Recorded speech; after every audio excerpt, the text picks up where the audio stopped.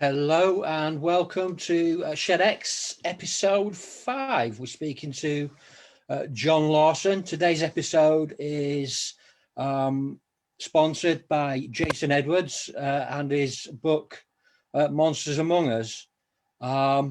So we'll just start. John, thanks for coming. Why don't you tell us about your life and just give your testimony, mate. Well, hi, Jack, and it's great to meet you finally. We've been doing a lot of chats back and forth, but now I get to see your face. Hopefully I can still eat my dinner after this. And I'm looking forward to it. You know how things are during restrictions and lockdowns. I'm quite an active person.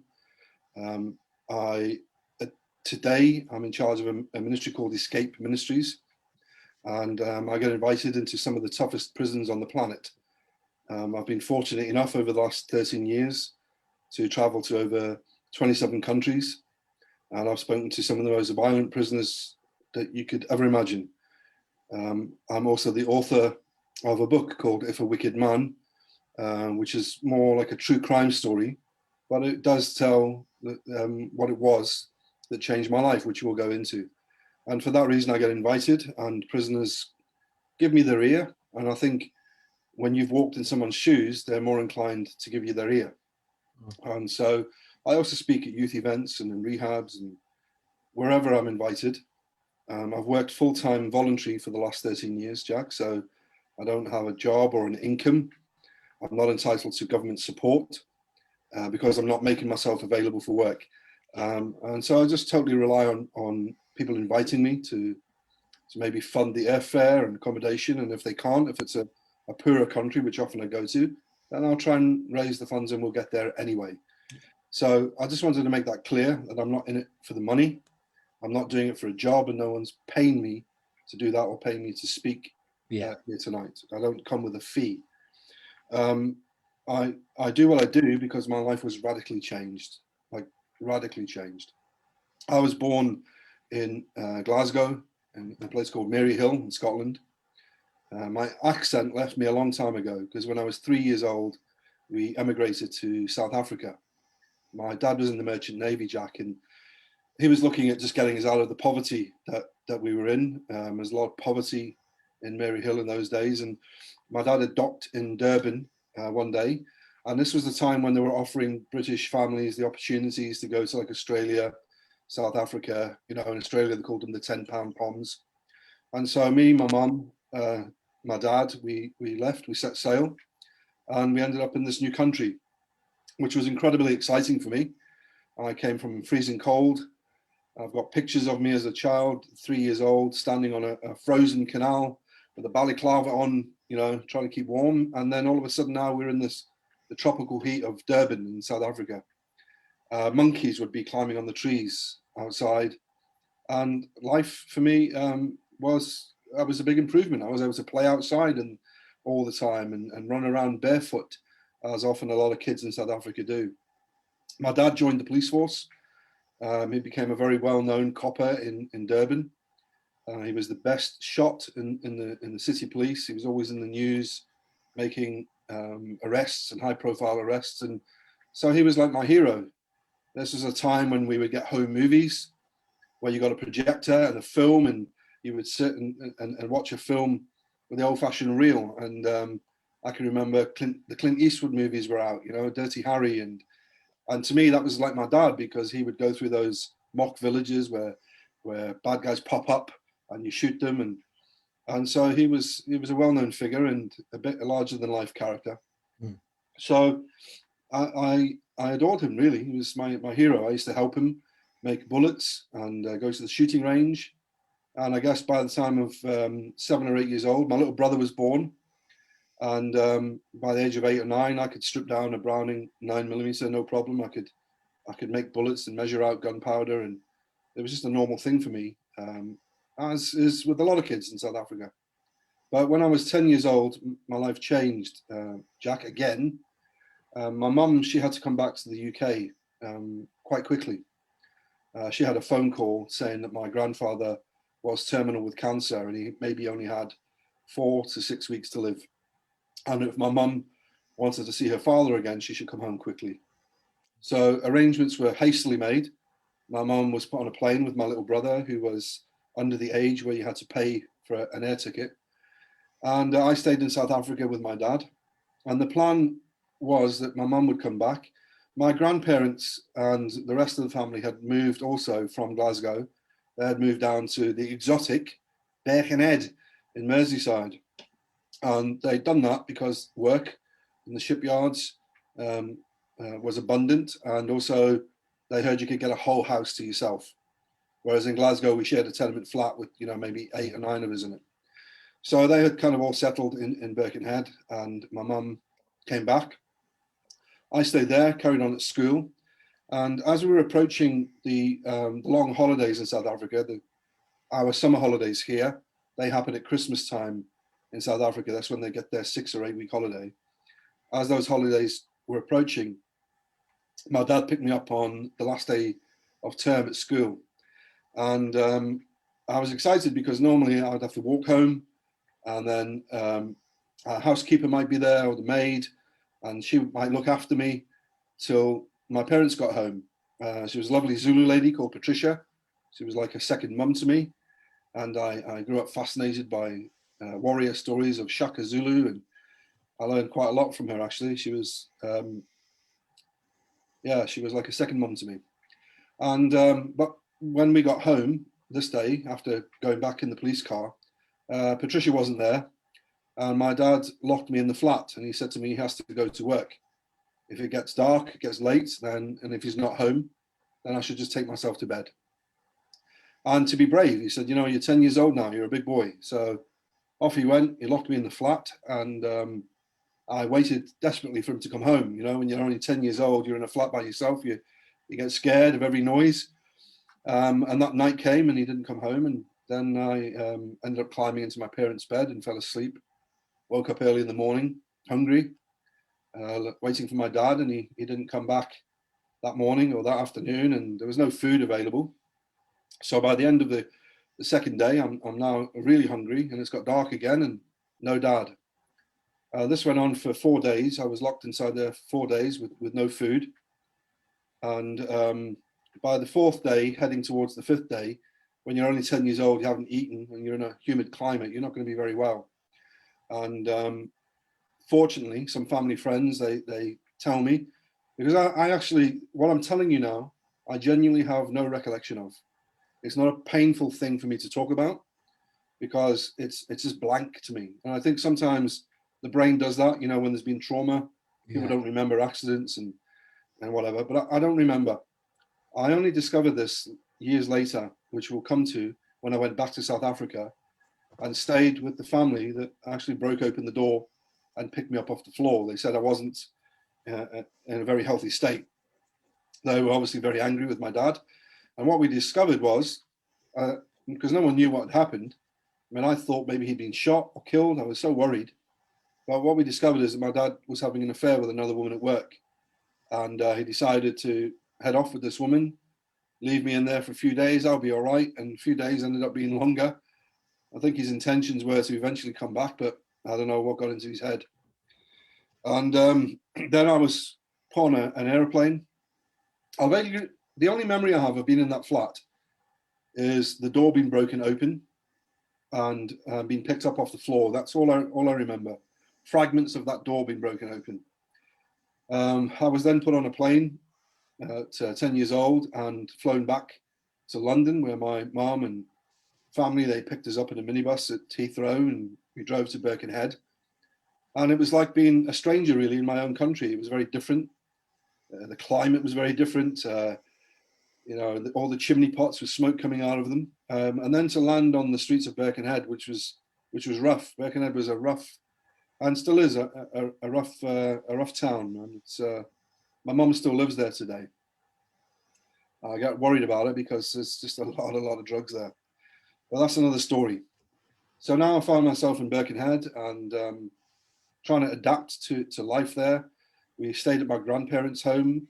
My auntie also stayed there with her 2 daughters and other family members, and we were all trying to sleep in one bed. And that's when I realized that maybe we weren't going back to South Africa. Maybe my dad wasn't coming back. And then my granddad died. I remember there being a lot of crying in the house, obviously. And then my grandma, she got really sick, more or less after her husband died. She went downhill. And within a month or two, my grandma died as well. So my mom had lost both her parents.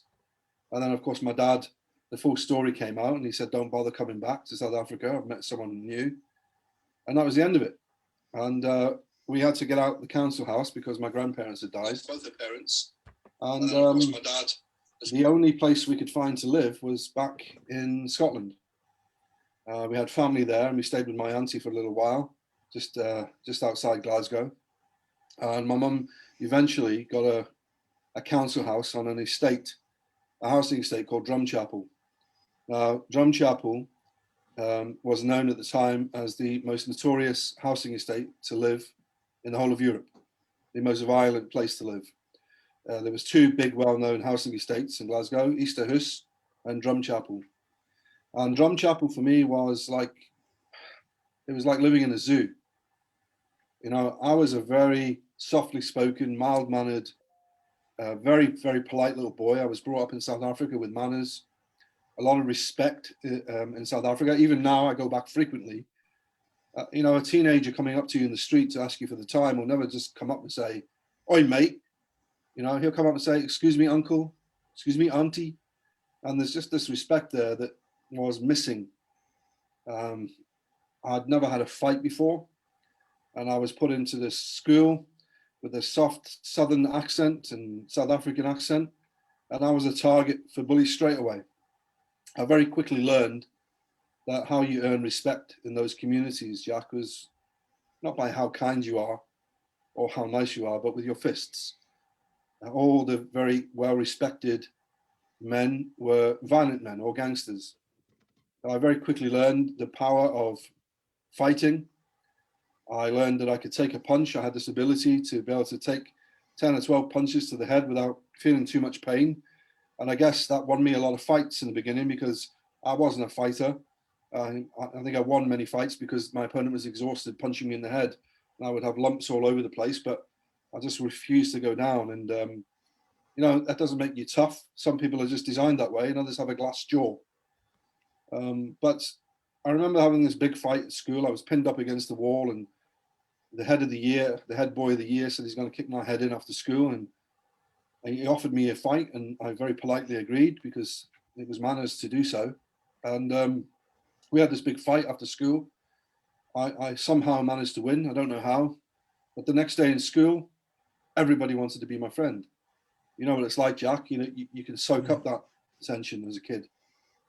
And so I then went on this journey of violence and I got heavily into martial arts. All the Bruce Lee movies were out, you know, and every kid wanted to be Bruce Lee. But I really pursued that and I got into it and I became quite good at martial arts. And then a couple of years later, we moved back to Birkenhead and Merseyside.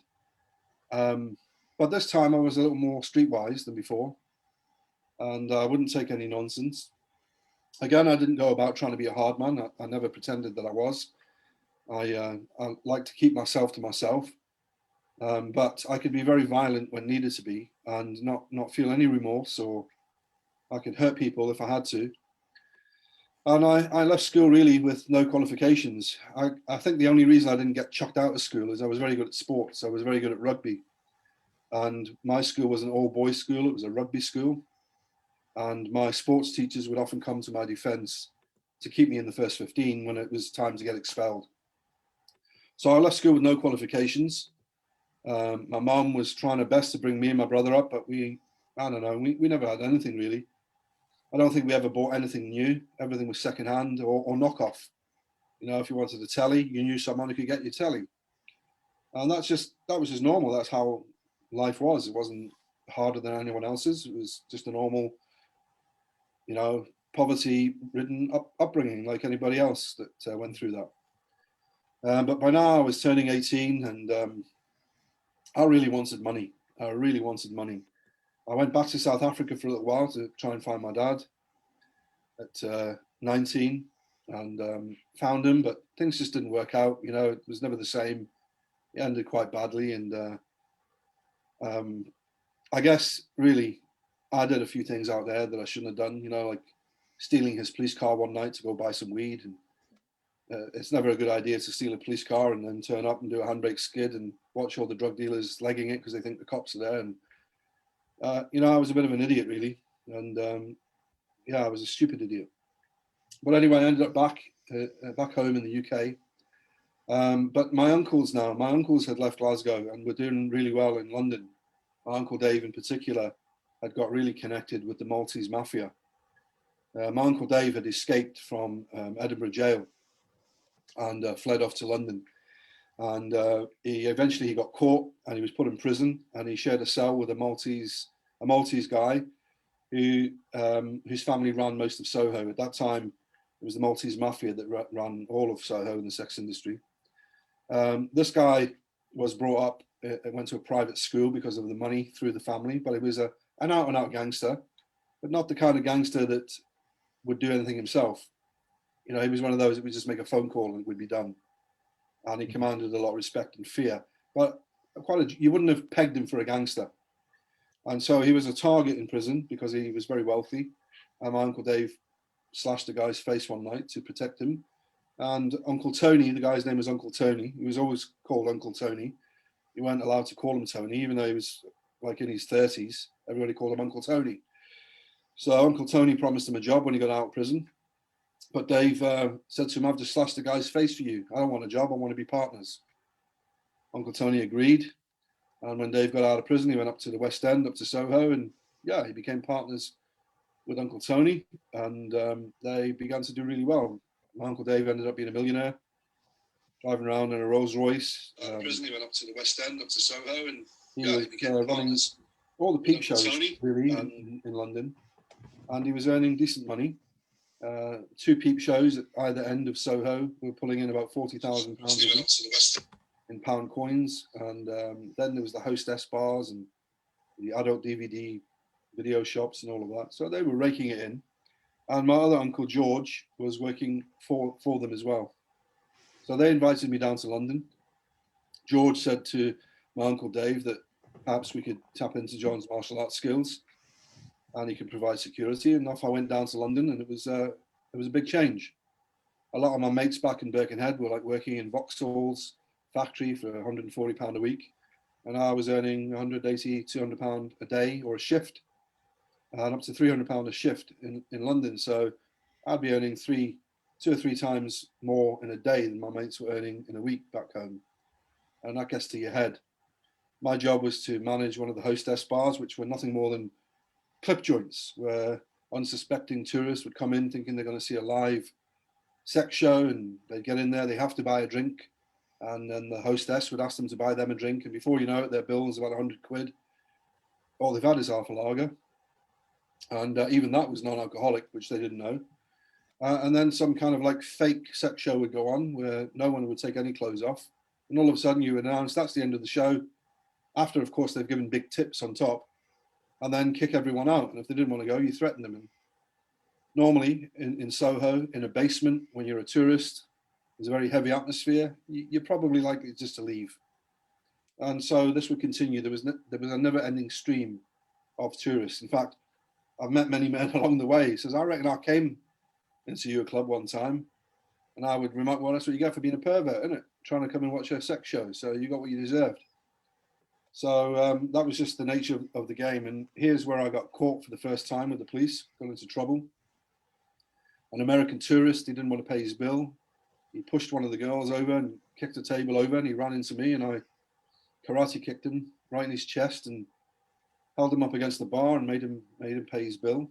And while he ran into the arms of a copper who I'd already had a previous incident with, I'd been a bit rude to this copper because he entered the club without a warrant. And I literally tore him to pieces and threw him out.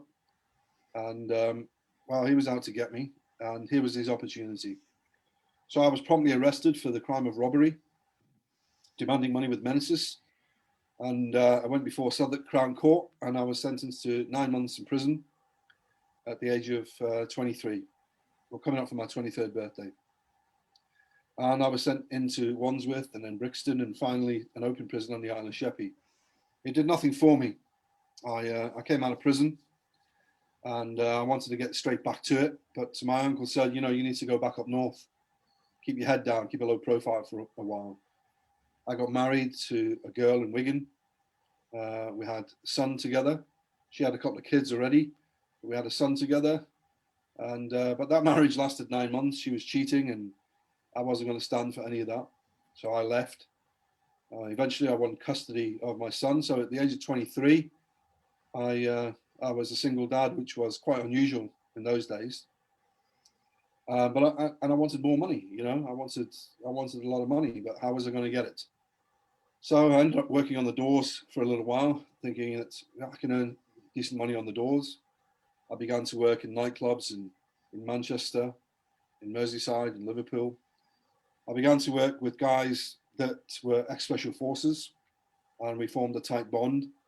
And our company began to use us to go to nightclubs where the local bouncers had lost control. So we were sent into clubs in Manchester where they were now overrun with gangs, and that you know, it was just too intimidating. If you've got local bouncers and local gangsters, then you've always got that reputation thing going on. You've got the fear factor. If there's any trouble, they're going to come back next week. And how you deal with that is you bring a group of guys from a different town. So when those guys stand in front of you and say, "Do you know who I am?" Couldn't give a toss who you are, mate. You ain't getting in.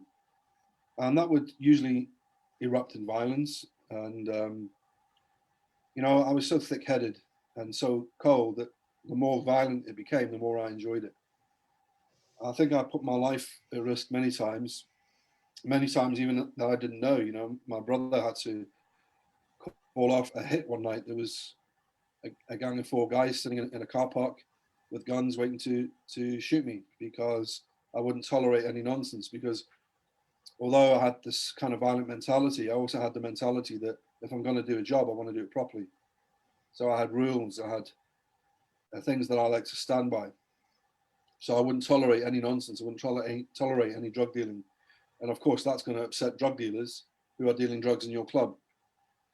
So I put myself at risk, but really I had the attitude of, I don't really care. I really, really don't care.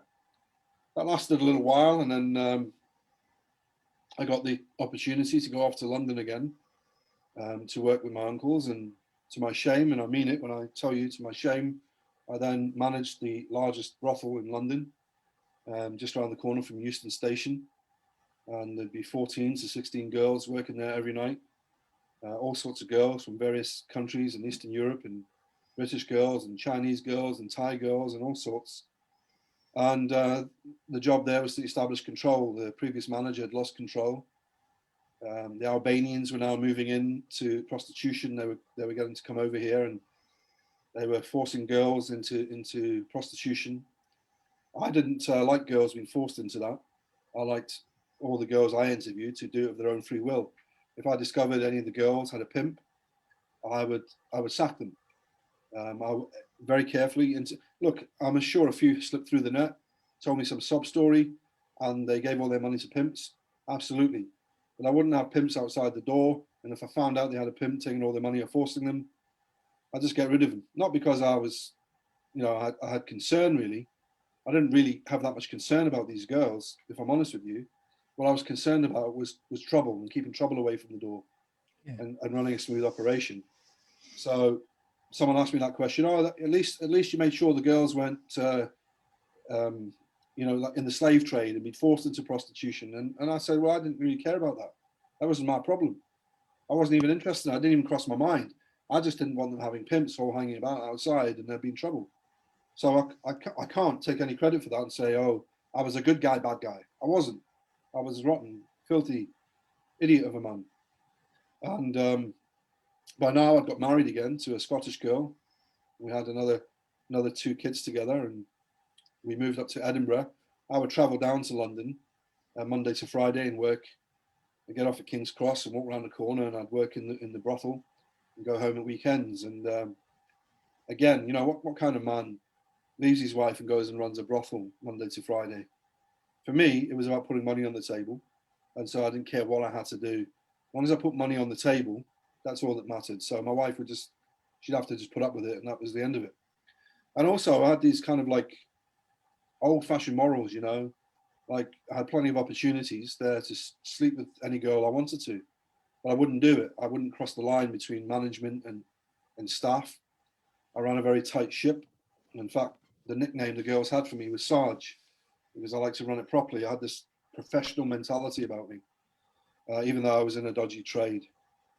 But as these Albanians were trying to force girls into the brothel, they had successfully done that with the previous manager, and they were bribing him £50 a night per girl. And before you knew it, the place was overrun with Albanians.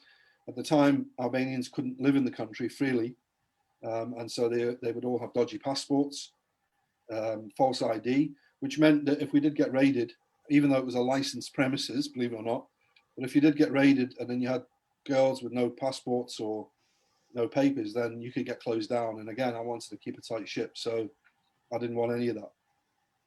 That led to a lot of trouble, having to deal with some of these Albanians, so I had to get equipped with a gun, and nearly got arrested again one night from that one. But moving the story on a little, I then got arrested again, and there was a British customer come in. He kicked off. He was on coke and he wanted his money back, and it got very violent. He called the police. I got arrested. I had to come back up north again.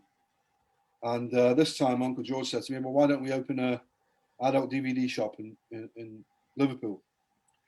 So we did that. We opened an adult DVD shop, and on the first day of trading, it got raided by customs, and it was shut down, and off I went to prison again.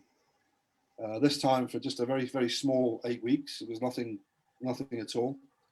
And I came back out of there and thought, I can't keep doing this. I want money, but I'm not 9 to 5. So I retrained. I trained as a bodyguard. I also joined a biker gang at the time called the Nomads. They were riding in Merseyside, and the outlaws tried to recruit us into them, but we didn't have that. So again, everything that goes along with that, with the big chopper and the tattoo, the biker tattoos I have here on my arms, and that lifestyle, the biker lifestyle, it just ends up in craziness. I don't talk too much about the biker days. I mentioned a little bit about it in the first edition of my book, which nearly cost me my life. I was doing a book signing in Birkenhead, Merseyside, at a Waterstone store. And next thing you know, there's a load of coppers and armed police everywhere, all in the precinct. And the manager said, "They're all here for you." And I said, "What do you mean they're here for me?"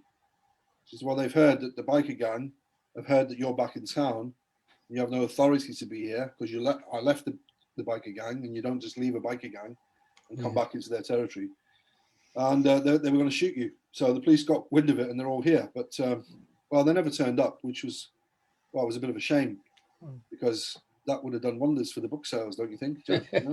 Yeah. Shootout at a Waterstones, but I think I'm sharing that not in a bravado sort of way, but just to show you the extent of how serious it can be to be in a biker gang.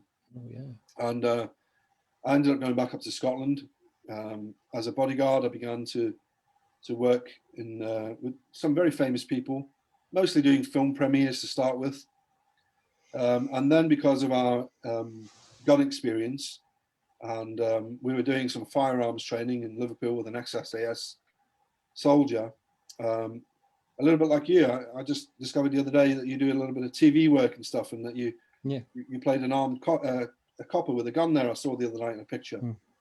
Well, we got invited because of the gun club, and because of the military experience of my team.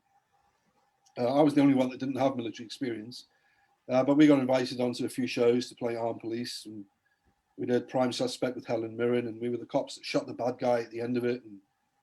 And this is where I got the idea for something that would later on turn into quite serious crime. So, as you know, when you're dressed up, you go to wardrobe, you get kitted out in all the police uniform, and then at the end of the shoot, we were all walking down.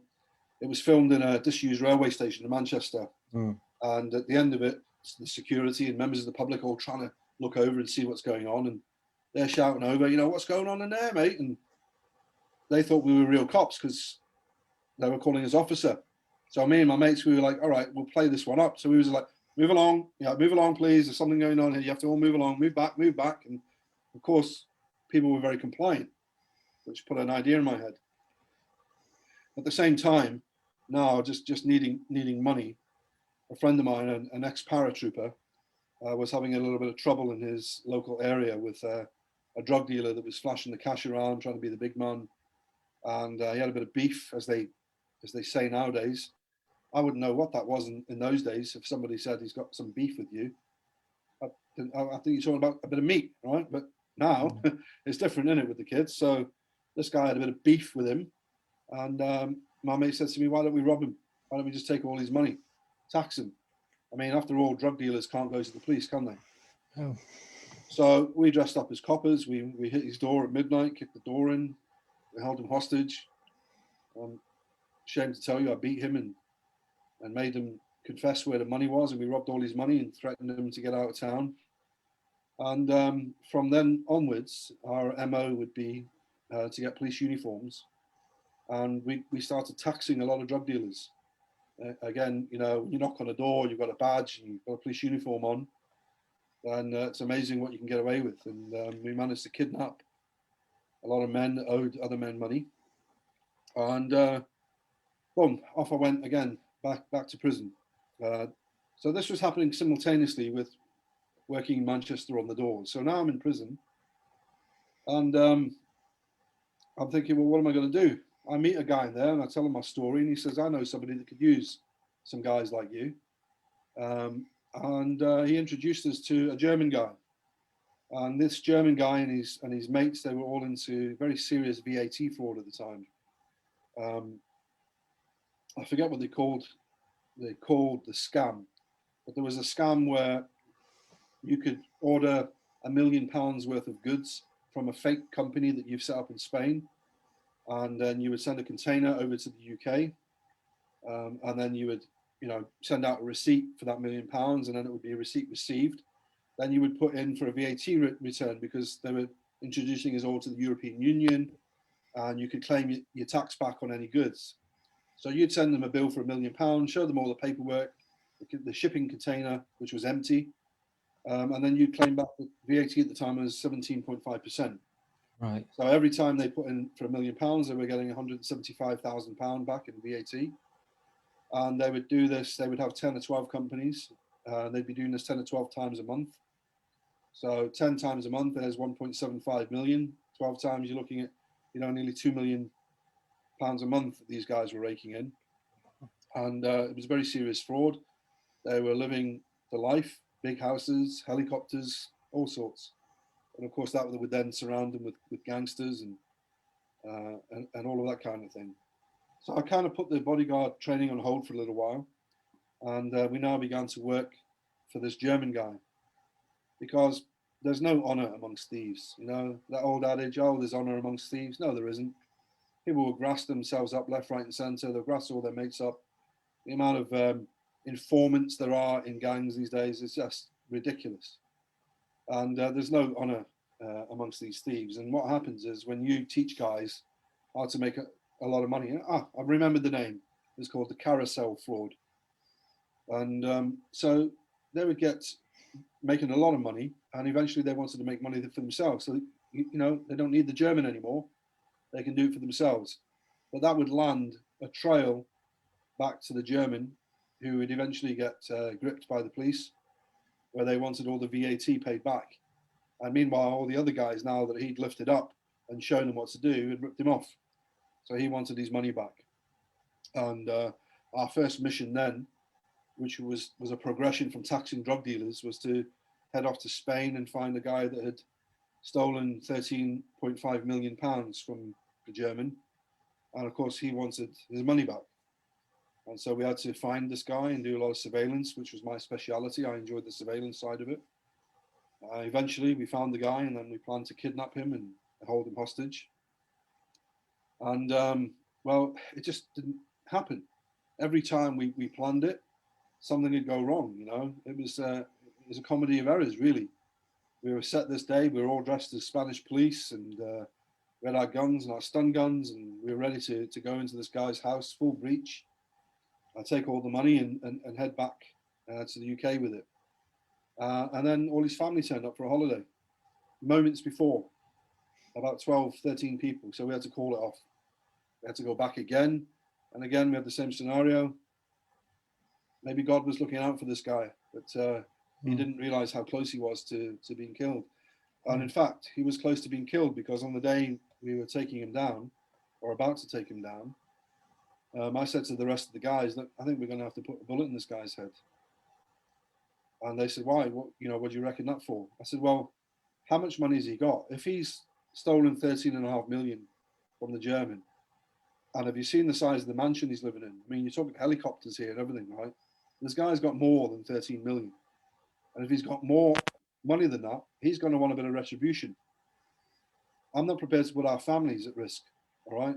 If I was him, I'd be wanting to find out who we were. Now, we had a very low profile. We weren't well known within the criminal fraternity.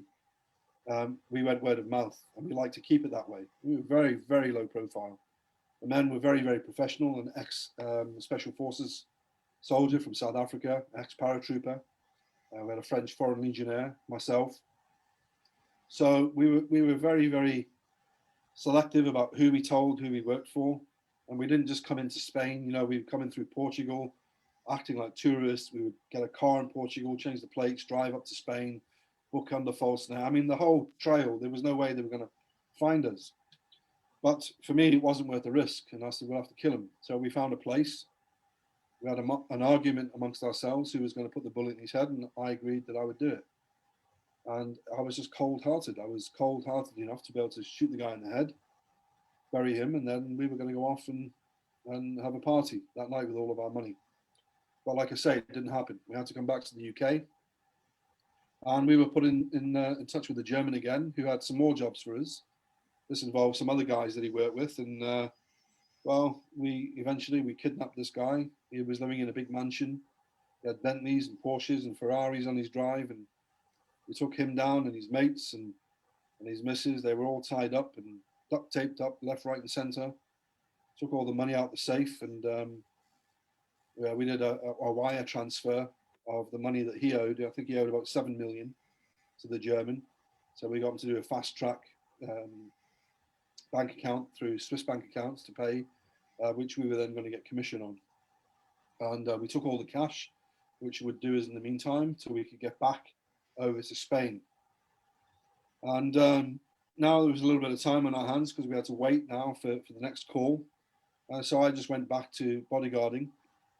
By now, with the money I've been earning through crime, and I'm giving you the short version here, you know, so we were still taxing drug dealers and getting up to all sorts of criminal activity.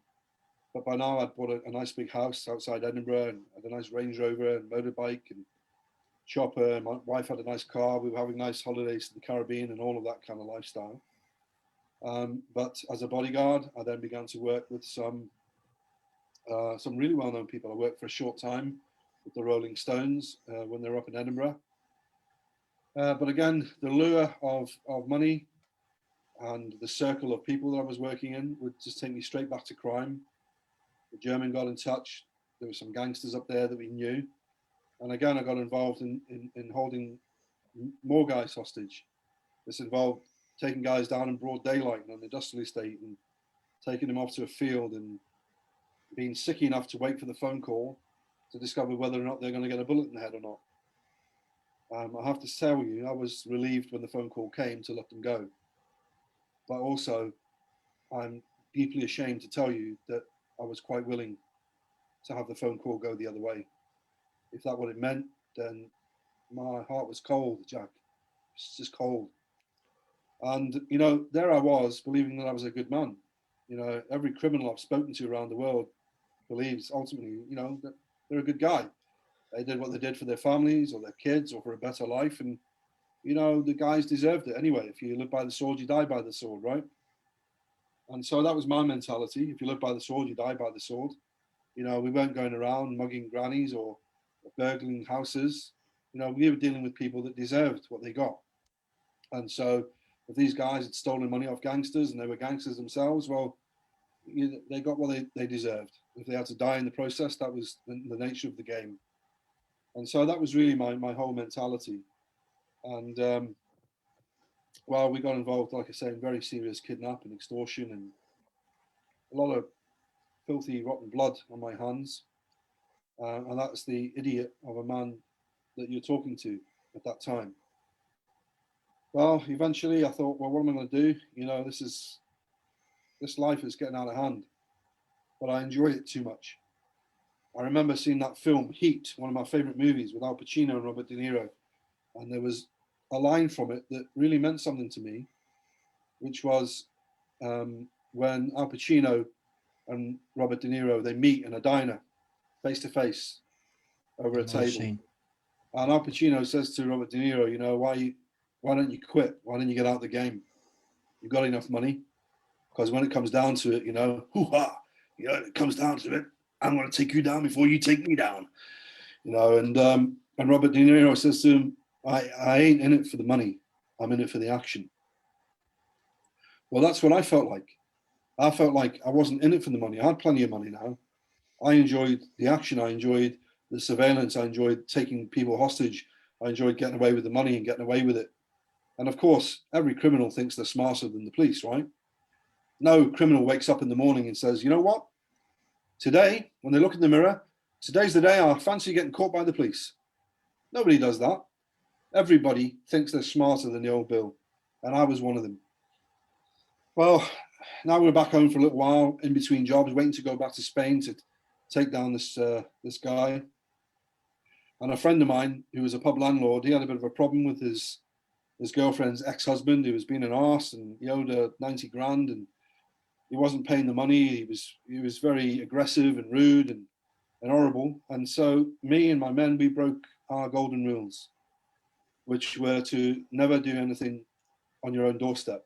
Don't crap on your own doorstep was our golden rule. Don't deal with civilians because they can go to the police. And don't do anything personal. Well, we broke all of those rules because we were going through the money, you know, easy come, easy go. We needed more money now to finance the next operations, and we got involved. I sent my mates round to kidnap this guy. And on that day, it turns out that he sent his girlfriend round to his house to pick up a suit for him. Now, this guy lived on his own. His girlfriend lived somewhere else. He was a bookmaker.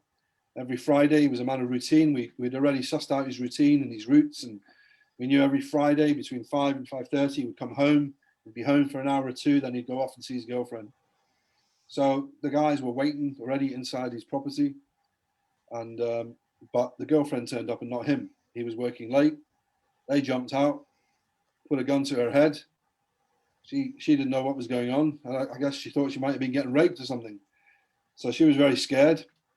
They realized it had all come on top. They told us to go wait in one of these big walk-in cupboards for 10 minutes while they got out of there.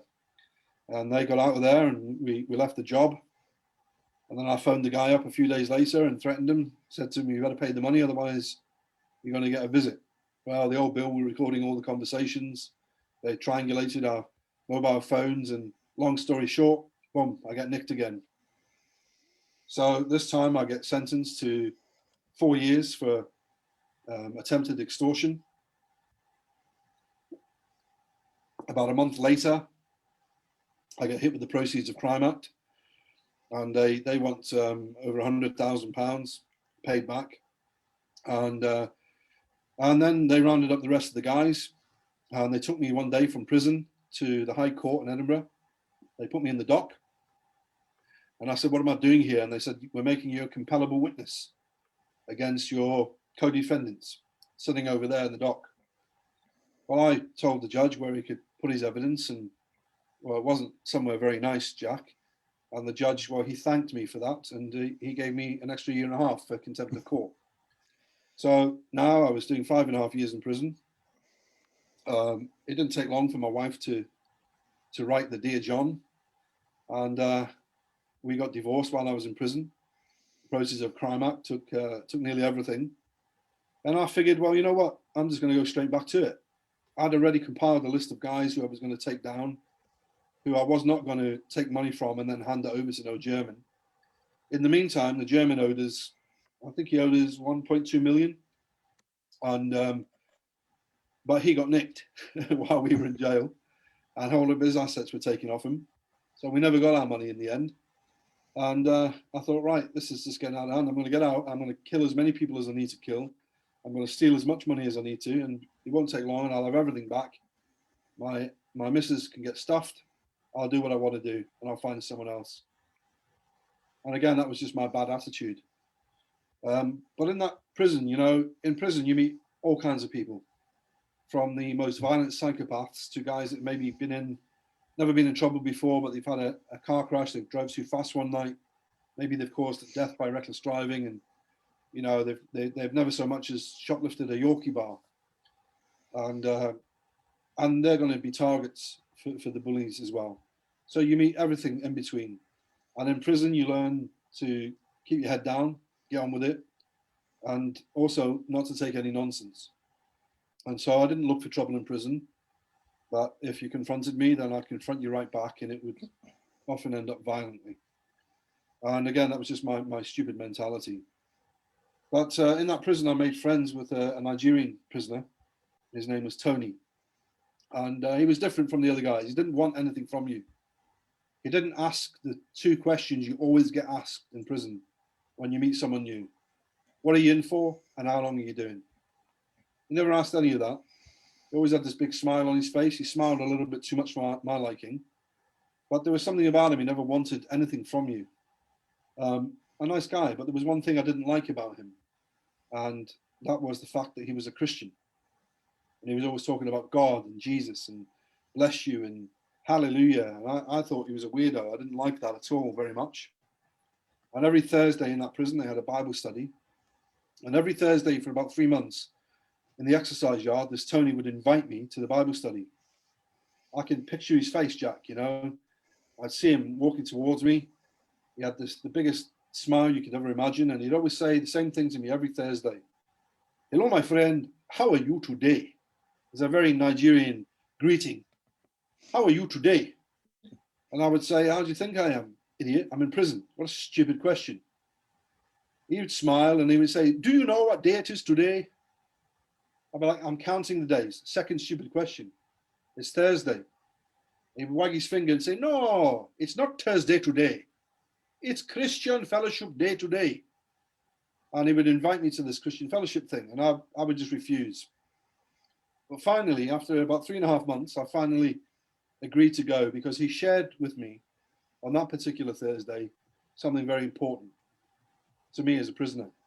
He told me that this pastor guy, and I didn't know the difference between a pastor, reverend, vicar, or chaplain, or whatever. I wasn't brought up religious or church. I didn't believe in God. But he said to me, this pastor, he brings with him nice cake and coffee and biscuits. In fact, he called it Gucci coffee and Gucci biscuits. And in Scotland, in the prisons there, anything that was a brand name, they labeled it Gucci. Right. So he was like, yeah, they have Gucci coffee, And I was like, oh, you didn't tell me that before. So changed my mind. I put my name down with the wing office to go to the Bible study, and the screw nearly fell off the chair. He was, what, like you? I said, yeah. Something's going on here, he said. Anyway, I went off to this Bible study, and I regretted walking down the route. When you're being taken from A to B in prison, they call it the route. And there we were walking down the route, and I was regretting it. We were picking up other prisoners along the way, lifers, murderers, drug dealers, bank robbers. There's a violent idiot talking to you. And then we went into this chaplaincy thing, and there's this pastor with a big smile on his face, and he's giving guys hugs. And I've never been a hugger of men, really. And not to anything I would admit to, Jack, I might say. But, in prison, you don't hug men, really, unless you're in the confines of your own cell and something dodgy's going on, right? So I thought, if he hugs me, I'm going to break his jaw. And I think he kind of felt the vibe. And he kind of just put his hand out to shake my hand, and off we went in. And we sat in a semicircle. And they handed out these laminated sheets, and he got out a guitar. And I thought, oh, no. Oh, here we go. You're going to start with all these hallelujahs now, aren't they? And kumbayas. And it's the last thing I needed. I wanted to get out of there. I wanted my cake and biscuits. I had a little plan that when I knew one thing about Christians, when they pray, they close their eyes, right? So I thought, great. Well, when they get in their holy huddles, I'll just go over to the cake, coffee, and biscuits. I'm going to fill my pockets, and I'll have a little party in my cell later, all by myself. Before I could steal anything, he made us all sit down, and we're all in the semicircle. I've got this laminated sheet in front of me, and I'm thinking, oh, here we go. And then they start singing. I'll never forget the song. It was called Open the Eyes of My Heart, Lord. And these men, murderers, drug dealers, bank robbers, some of them still in prison today, they all started leaning back on their chairs, raising up their hands and clapping away. And it was all a little bit weird, but I'm not ashamed to tell you, Jack, that in that moment, as I was looking at the laminated sheet and reading the words and looking at these guys, tears started coming into my eyes. I didn't want anyone to see me crying in prison, so I hid my face behind the song sheet. I cried like a baby. And I don't really remember much more about that evening, but I remember going back to my cell. I had a bit of a restless night thinking about all this God stuff and thinking about what this pastor was saying, that God can give people eternal life and that Jesus died on a cross and put your faith and trust in him. And it just wasn't making sense, It was eating away at me. The next morning, the guards opened my cell door, Friday morning. Now, on a Friday, the regime changes in jail. You get early bang up. And I had a job as a cleaner in the prison library. So I wanted to get to work because it was a cushy number. And also on a Friday, you got your canteen. So you come back to your cell at 12 o'clock on a Friday, half day, and your canteen's already in your cell waiting for you in a bag. So I was excited. It was Friday. I wanted my canteen. And there was Tony, the Nigerian, standing in front of me, blocking the doorway. Hello, my friend. How are you today? I said, oh, Tony, what do you want, man? What do you want? And he said, I have a present. I have a gift for you. And from behind his back, he pulled out a Bible. And he tried to give it to me. And I said, no, I don't want that rubbish. And for the first time, he got real serious with me, Jack. He looked at me, square in the eye. He said to me, this rubbish, I remember him pointing to it, this rubbish is the same thing which completely changed this rubbish talking to you. Well, it kind of spoke to me. This rubbish is the same thing that changed this rubbish talking to you. Well, I took the Bible off him and I threw it onto my bed. And that night, when I was in my cell, I thought, okay, let's just give it a go. I opened up the Bible in the book of Ezekiel. Now, Ezekiel was a prophet from thousands of years ago. And the first thing I read in the Bible is where I then borrowed these words for the title of my book, If a Wicked Man.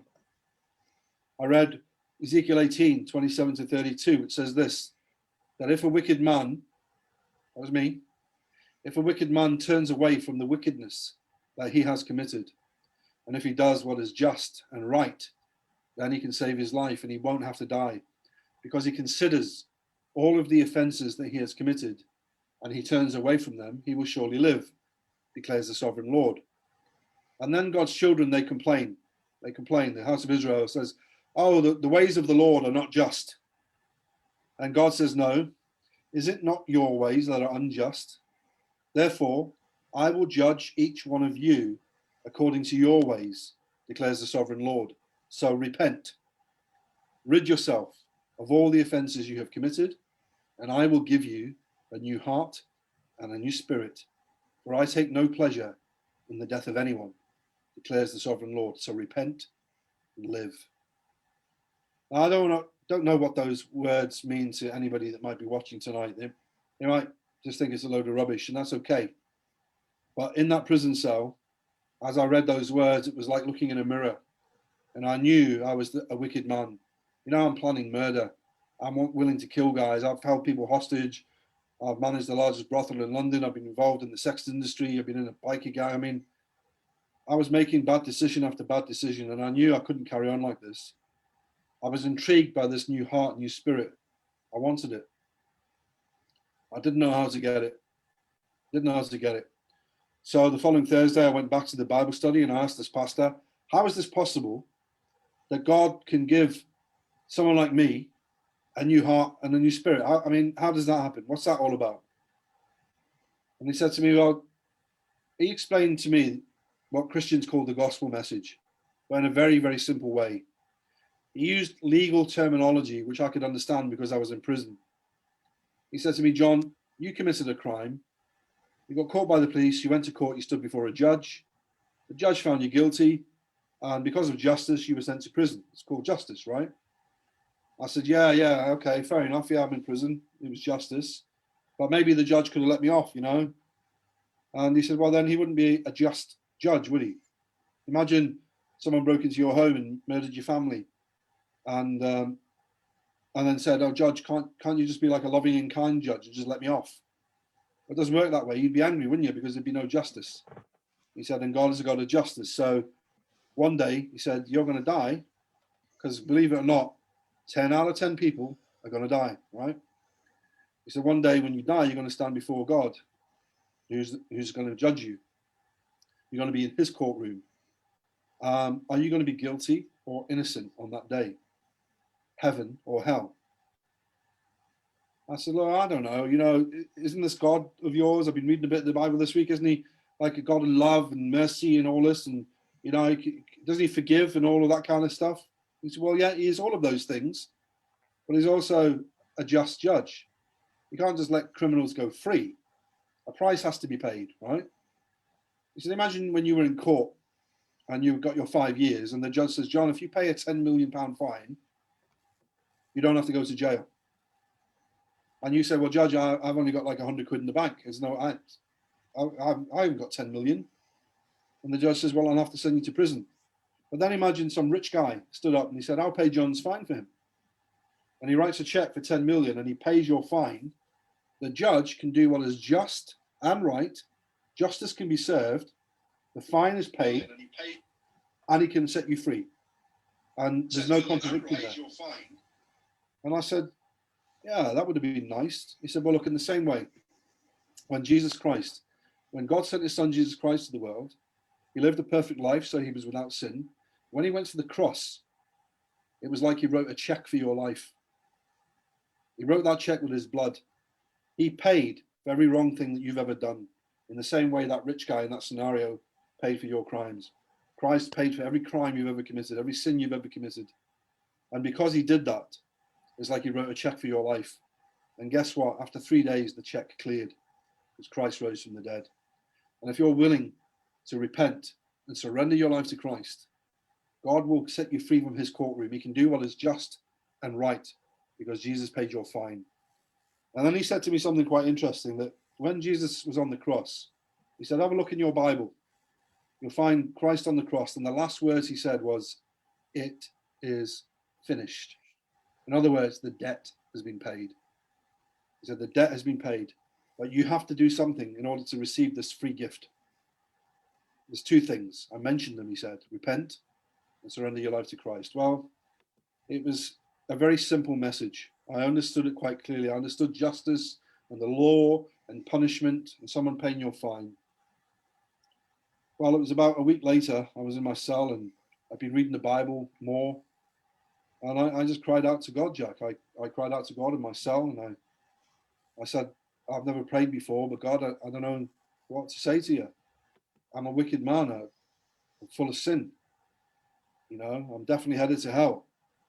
You know, I also remember that pastor saying to me, you know, there's a quick test to see if you'll get to heaven. John, he said, and I can give you just 3 simple questions out of what we call the 10 Commandments to see if you pass the test.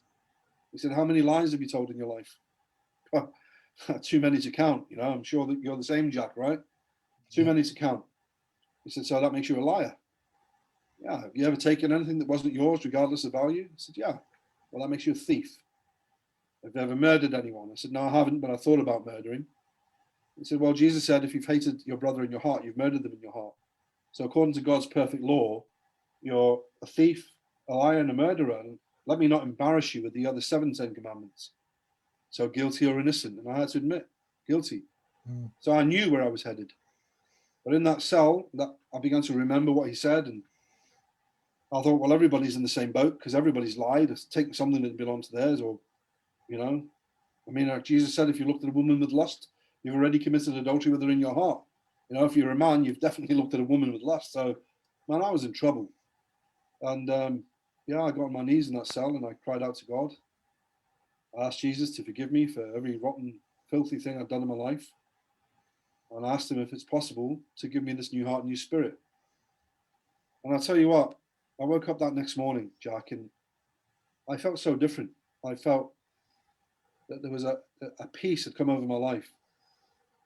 I began to change, or he began to change me in that prison.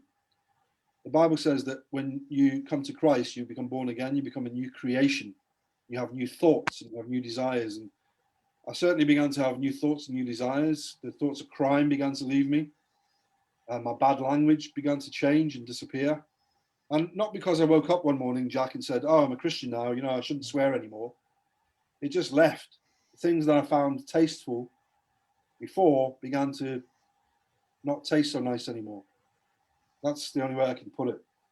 And where I had a bad attitude to anyone that was on drugs or a junkie or whatever, or low-level crime, my heart began to change for these guys. I began to sit with guys and find out their stories. And, how did you end up in heroin? And how did you end up on meth? And I would hear these terrible stories of abuse or the care system. And my heart just changed so much.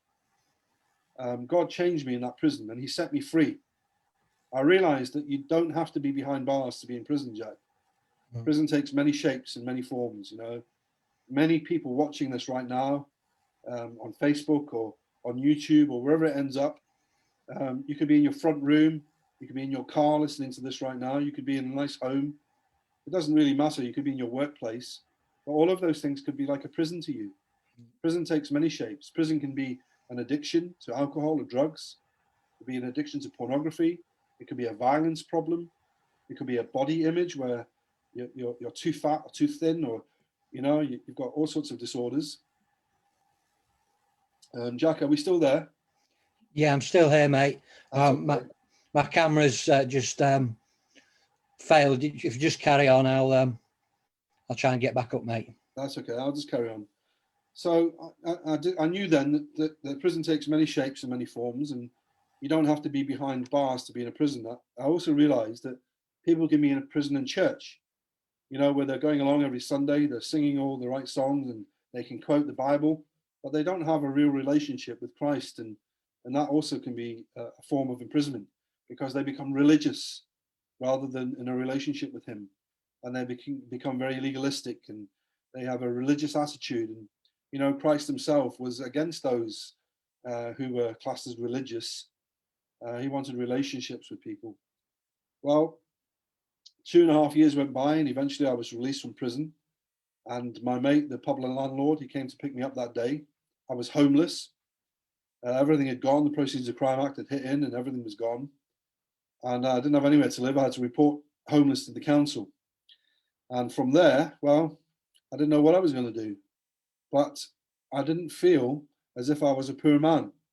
I only had a bin bag of clothing to my name, but I felt like a rich guy. And I remember this pub landlord saying, "John, we're going to party tonight. We're going to celebrate. We're going to find you a woman." And I said, "Mate, them days are gone. I just want to get on with my life, and I want to rebuild it." And he said, "No, we've got to celebrate because, you got your freedom today." I remember looking him square in the eye and saying, "No, I didn't get my freedom today. I was set free behind those prison bars 2.5 years ago." And that's how I explained it to people. I felt like a free man behind bars. Well, Jesus changed my life. I ended up joining a church. I ended up getting baptized. And then I joined a ministry. I got into full-time ministry, like I told you at the beginning. That was 13 years ago. I was released from prison in 2007, in May. And I've been fortunate enough to have traveled to so many countries, sharing my story, giving out as many copies of my book as I can. They obviously they sell on Amazon, and they sell, the publishers. They're a good publisher, and they sell quite well. So I get a little bit of commission from that, and that helps me to pay for some of the cost of giving books away. I get invited into prisons, and they ask for copies of my book, and we try and raise the funds to get the books into the prisons. So from that moment onwards, Jesus really began to rebuild my life. Today, I've been married for nearly 11 years to Carolyn. She's a lovely Christian lady, and I have a great relationship with my kids, with my ex as well, and we're like one big family, really. And life is so different for me today. So different. I have a home. and a family, and I deserve none of these things, but by the grace of God. And I would encourage anyone watching tonight, you know, you might not be religious like I wasn't. I didn't believe in God. But maybe you can start questioning things tonight, you know. Do you really believe that we evolved from monkeys or something, you know? Do you really believe that? I don't think you do. I don't think anyone does. You know, do you think there's no purpose to life? Do you think the world could create itself? Nothing can create, nothing can't create anything. It's a scientific impossibility. Any atheist amongst you out there watching, you really believe that nothing created everything. And I think that's a large fallacy. Nothing can't create anything. Everything has to be in place at the same time. That God created this world. There's a purpose to your life, and life itself is so intricate. I mean, if you look at the details of life, the birds and the trees and kittens and puppies and horses and mountains and the seas, how it's all held together. It's we are so unique. We are so individual. Our fingerprints are completely individual. You've been made and you've been designed for a purpose, and God has created you. And give that some thought and consideration. And if you want to find out more, then speak to a pastor, find a church, you know, leave a message with Jack, get in touch with me. If there's things that you want to find out, if you have any questions, please ask away, you know. I'm not an oracle on all things biblical. I do teach today. I get invited to share my story, but I also get invited into churches and to encourage them to do what religious people we call evangelism, which is to share your faith with others. So I get invited to teach and equip and train Christians. That's all I do, reaching the lost with the gospel and training and equipping Christians to do the same. I'm at your service. If there's anybody out there that would like to get in touch, then please do. But yeah, that's my story, Joe. Brilliant. Yeah, there's just so much there to, that I identified with.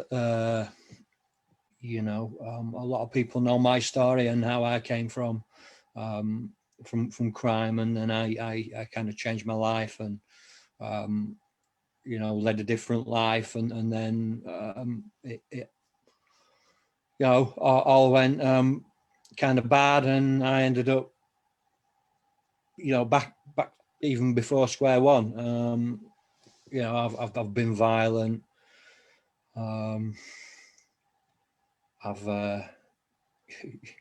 you know, a lot of them things that you spoke about thinking, you know, that hit me, the verse from Ezekiel, you know, and what you said about, you know, if you've thought it, you've done it. Yeah. You know, I've taxed drug dealers. I've done some pretty downright nasty things that, you know, I'm not going to really talk about, but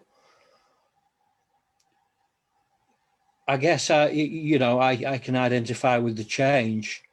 We were something, we were someone, we were that life, and then when that goes, we, you know, we become a new creation.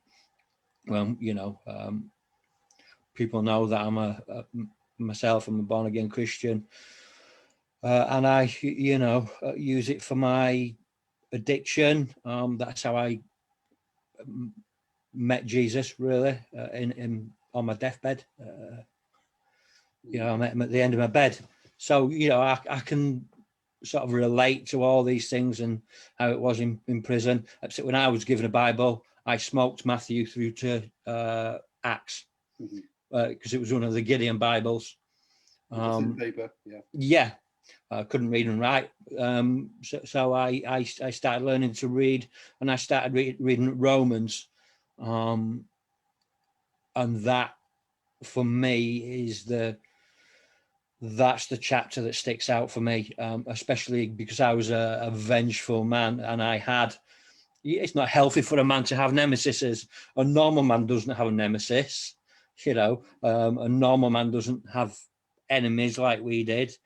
And that was a bit, you know, what you said about the guilt and the shame and the hurt, that all stuck with me. And it caused me a massive mental breakdown, and a cleansing, really, because, you know, guilt and shame and things like that. You know, they say surrender, you know, in the fellowship that I'm in, they say surrender to win. You know, there's no harm in putting up that white flag saying I can't do it myself. I realized that in this step of sobriety, that no human power could stop my addiction. You know, not my parents, my mum, my daughter, nobody could stop it.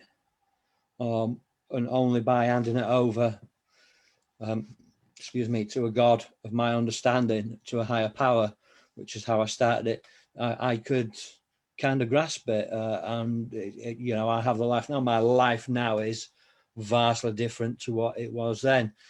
I'm currently in the process of going down the way that what you're doing. I'm just starting my journey, whereas you're 13 years in. But the thing about it for me is people will tell you, you know, there are two sets of people in my life. There are people that would say you can't teach an old dog new tricks, and that old person is in there somewhere. And there are the people close to me and that love me, my wife, that would say that that old person is dead. And when I gave my life and care over to the will of God as I understand him, I was reborn a different person. It's The greatest compliment I think that I've ever received, or I still receive, and I think it will be the greatest compliment you'll receive, is when I meet people today and they meet this John rather than the old creation. When we get chatting, and then I tell them, because I'll take an opportunity to share my story and maybe give them a copy of the book. So when I tell them my life, often, frequently, they say, "You know what? I can't imagine you being like that." Mm. But when my wife met me, she only met me as a Christian, and she had to discover my past and read my book. And she's like, she knows I'm still not the kind of guy that takes any nonsense. Mm. You know, I'll always stand up for injustice. I'm not a pushover. I don't think Christians need to be pushovers. No. I'm not aggressive, but I won't take any nonsense. You know, I say to people, don't take the mick, mate. You know, I might be born again, but I wasn't born yesterday. Yeah. You know, so I will stand up for people's rights, but I will try and do it in a very loving way with love and grace and humility. Mm. I won't take any nonsense. So my wife says, like I know the man you are, and you're a big guy, you know, you're 19 and a half stone, and I know you worked on the doors and all of that. So I can kind of see that you wouldn't have taken any nonsense, but I just can't imagine you kidnapping people, hurting people, holding people hostage. And, you know, just recently, we've been really blessed. You know, we've been renting a house for the last 9 years. And our next door neighbours were from Canning Town, old couple in their 70s. And we got to know them. They didn't want to know anything religious. And eventually, Hetty, she got lung cancer. She got lung cancer while her husband Len was in the hospital. He'd had a stroke, had a valve fitted in his heart. He'd lost a bit of his sight. It was a tough time for them. And she got lung cancer, but she didn't want to tell him because she wanted to help him recover. And we helped him through his recovery. And we got invited in one night, and she told us she got lung cancer. And previous to that, they knew I'm a Christian. They knew what I do. They didn't really want to talk about it, just exchanging pleasantries, really. Well, this night, they wanted prayer. We prayed with Hetty. She gave her life to Christ, and there was a big change in her. And a month or so later, on her deathbed again, in a semi-conscious state, in a coma, she woke up when we were at her bedside, and her eyes were sparkling, Jack. I mean, there was so much life. I've never seen that much life in someone's eyes in that condition before. Very, very weak. Her eyes were sparkling. She couldn't speak. And I said, "Can you understand me?" And she blinked her eyes. And I said, "You know, Jesus loves you." And she blinked her eyes again. And she'd made me promise to look after Len and not put him in a home or anything. And the next morning she passed away. And then we looked after Len for a while. We got him on his feet and got him being a bit more independent. Every Tuesday when I was in the country and not on missions, I would take him out shopping. And then last Christmas, about the 14th of December, he got ill. contracted pneumonia. He ended up in hospital and he passed away in January. But before he did, he came along to one of the meetings I was at and he responded to the gospel message. And I was delighted. I was delighted. And but then I was looking for the change. You know, he had a bit of it. He was old Cockney, so he still had a bit of language, left, right, and centre. He was an old moaner, old whinger, always moaning left, right, and centre. And I just got on really well with him. And I was just looking for this change. When is it going to come? When is it going to come? And I couldn't see it on the surface, you know. Mm. And when I tried to do some Bible studies with him, no, I don't want to do all that. Yeah, I've told you I believe in God, and that's the end of it. So I really struggled to break through. But internally, there was a big change with him because we were there on his deathbed. And as he was dying and taking his last few breaths, you know, I said, "Can you hear me, Len?" And he squeezed my hand. My wife had his other hand. And I said, "Have you given everything to Jesus? You know, because I know you've still got some unforgiveness that you're carrying." I said, "Give it over to him." And I said, "Can I pray for you?" And he squeezed my hand again. So we prayed. And then I prayed, you know, "Lord Jesus, if Len has truly given you everything, would you please take him into your arms?" And I said, "Len, just let yourself go now, if you're ready." And, you know, he slipped away ever so gently. And it was a very precious moment. And then I organised his funeral and I had the honour to speak at his funeral. And then sometime later, the lawyers got in touch to say, "Do you have names, addresses and details of," there was a variety of people that had interacted with Len because he's left an inheritance for them. And I was like, "Yeah, this is so-and-so's number and this is their address." And this solicitor said, "And you know, you're the biggest beneficiary." And I said, "What do you mean? I don't think Len had any money or anything." He said, "No, he's left you his house in his will." And we were shocked, you know. He'd left it, and then they said, "Oh, and then he's left you enough money that he'd like you to use to renovate the place, so you use it as a family home. You don't want you selling it." He put in a thing, "Yeah, I don't want him selling him. I want him to live in it. I want him to live in it, enjoy it." You know, so he left money to do that. Now we went from struggling every month to pay the rent, you know, full-time voluntary, very little income, relying on people to help send money or donate, you know, through my website and get me to places and pay for books, and to go from that to then owning a home and to having the money to renovate it was incredible. I'm sitting in the conservatory now, and behind me there is a brand new kitchen, which we've never been able to do, that God has provided for us.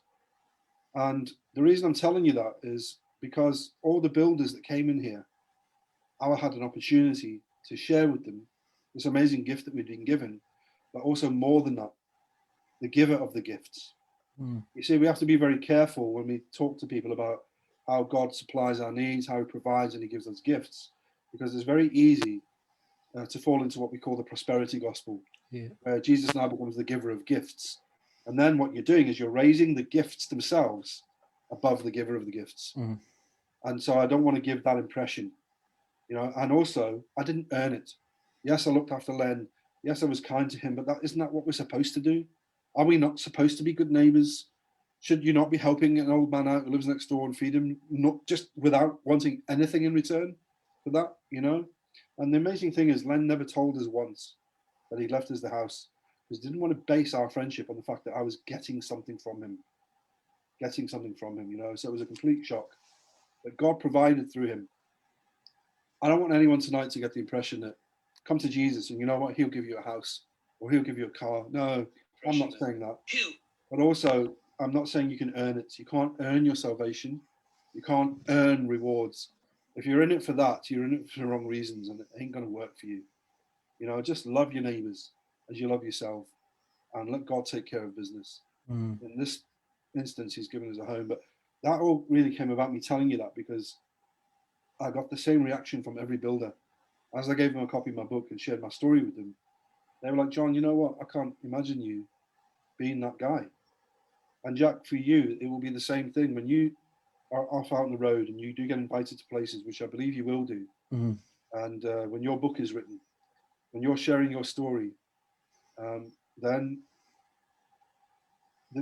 the worst thing would be if anyone says, "Oh yeah, I can believe all that, I can see it." What you want is people saying to you, "Now, are you making this up, Jack? Are you sure that was your past? Because like I can't see that at all. And that is the sign of a real new creation.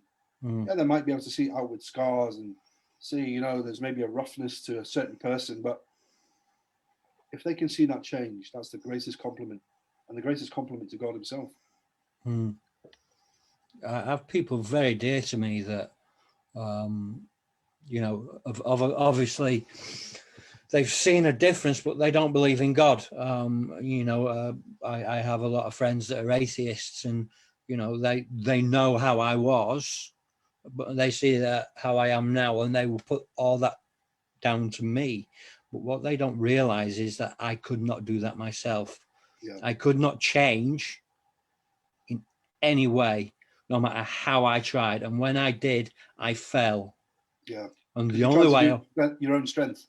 Exactly. And the only way that I could do it, the only way that I've achieved what I've achieved in the past 6 years, 4 months, with the books and the films, and my marriage and my family, is by having a faith in a higher power that I choose to call God. And that I choose to call Jesus. I must admit, I was a bit scared to start with to do this. Having read up on your story and I knew who you were, and having spoken to you, I've declared my faith publicly before. I do have a lot of followers that follow me for the true crime, and I was kind of a bit scared. But the whole thing about these live talks is that I'm stepping out in fear and learning to be more confident, and it's helping me in my life as a person, as a father, as a husband, as a Christian, as a member of a church, of a community. So yeah, I'm really glad we've had the chance to do this. I'm really glad it was at the end as well, because it's just our lives. When somebody's had a change, what makes a story compelling is the change. So when it came to writing my book, I worked with a guy who's an author, and we would sit down together, and I would share a chapter at a time. I would share my life with him. Then he would write a chapter. We'd have a look at it, and I'd say, no, that's not right. I wouldn't have said this. I wouldn't have said that. You've exaggerated that there. I don't want any exaggeration in. I'm always constantly pulling back the writer's desire to make things bigger than they are. And that was hard. It was like about 18 months of work getting him to pull back and then say, no, this is how it was and this is what I said. But and he didn't believe in God in the beginning. Now he does now. But what he would say was, look, to me, it doesn't matter that it's God or Jesus or whatever. What fascinates me is the ups and downs of your life. What fascinates me is your life story, and then the things you did, and then a dramatic change. So the fact that it's God, well, you can't leave that out. It has to be included, because otherwise, well, what changed you? So we have to be honest. If we're going to be men, we need to be honest. There's no shying away from the fact that you're a Christian or I'm a Christian. To hide that would just be, you'd be weak and you'd be foolish. Yeah. And also you'd be nothing but a whole load of contradictions and a hypocrite. So I'm not saying that we have to ram it down people's throats and become Bible bashers or anything like that. No. I've tried my hardest with my book. I didn't want to write it like a diary or a biography, autobiography, because I find they can be a bit boring. So it's written as a biography, but it's been written like a novel. So I've given him the pieces of my life, and he's put them together, so it reads like a novel. And also it's gone into the true crime genre rather than the Christian genre. So anyone out there that's like, oh, I'm not picking up a book with Christianity, look, my book is not a book of Christianity, all right? It's everything that I've shared tonight. It's a true crime story, but yes, it does come to the part at the end where my life changed in prison, and what it was that changed me. If you don't like that, that's your business. That's up to you to receive or reject. I really don't care. What I know is that Jesus Christ changed my life. I owe him everything, and nobody's going to keep my mouth shut. Just you try and stop me. Mm. Yeah. I've had people say, you're a really nice guy, Jack, but, do you have to talk about God? That kind of puts us off. When in fact that's a really big part of me. It's a big part of my journey. My faith is what has shaped me as a better person. I'm a better person with God and with a higher power than I was before. Like we all are. I could not have achieved anything that I've achieved. Down to the length of sobriety, were it not for my faith and my family and my community, my church. I always thought that Christianity should be a personal thing and you should keep it personal. But, I have a family of people. I'd been going to that church for not even 6 months. And then I ended up in hospital with tuberculosis, pleurisy, God knows what else. I had a massive psychological breakdown. I was convinced that that I'd given everybody that I'd ever met tuberculosis, and that I was stuck in a pandemic, which is kind of bizarre for now, but and that God was ending the world, and he, it caused the apocalypse, and he wouldn't speak to me, and he wanted to see me suffer, and that's what I believed, and it was probably the most single hardest thing that I'd ever gone through, because I'd had a concept of God before, and I'd always sort of had a voice from him, but this was cut off, and I didn't have anything, and I thought that he was gone. And when I thought that God was mad at me and that he was no longer talking to me, wanted nothing to do with me, that was the single most heartbreaking thing that's ever happened in my life. And it broke me. I thought church was a place to learn to be a good person, to be a good man. I always said I want to be a good man. I thought church was a museum for good people, a gallery for good people, when in fact it's a hospital for broken people. And once I got that concept, that actually there's people in that church as broken as me, if not more. And I saw the humanity. They sat by my bed every single day. There was somebody from that church by my bed every single day, not only praying with me, but wiping my brow, taking the swearing, the insults, the spitting, the hitting out. And they just told me that they love me. And I thought, being how we were,